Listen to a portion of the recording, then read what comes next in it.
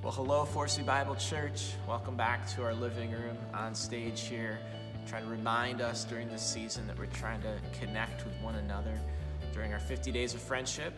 I love for the ways we can do that online through this little midweek video, but through other things we're posting online. If you haven't already subscribed to the YouTube channel you're watching right now, make sure you click and do that, and it can be updated when there's new content being posted. Facebook, Instagram, Twitter, @Forcey Connects. You can find content on there as well. Speaking of content, I love what we're being challenged by in this book, Caring for One Another.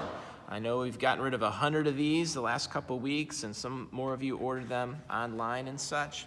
You know, this week we're in chapter 3, and he challenges us, instead of just asking each other, hey, how are you? To just a slight tweak of that and to ask, how is your heart? How is your heart?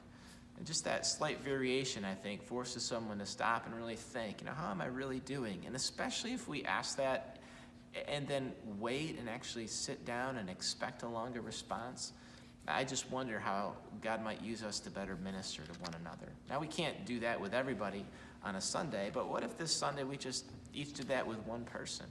How is your heart? Take time and listen. How might the Spirit of God work?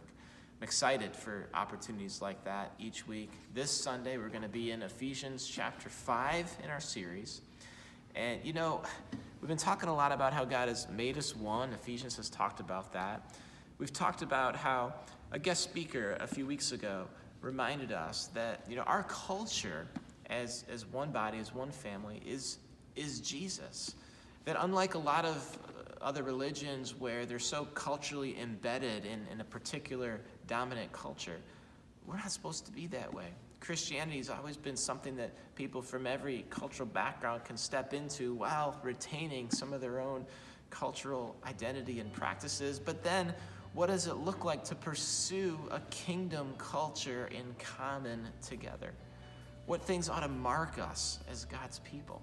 If it's not some of the traditional cultural things we think of, what we dress, what our language is, just things like that. What does mark us? That's what Ephesians 5 is going to unpack for us.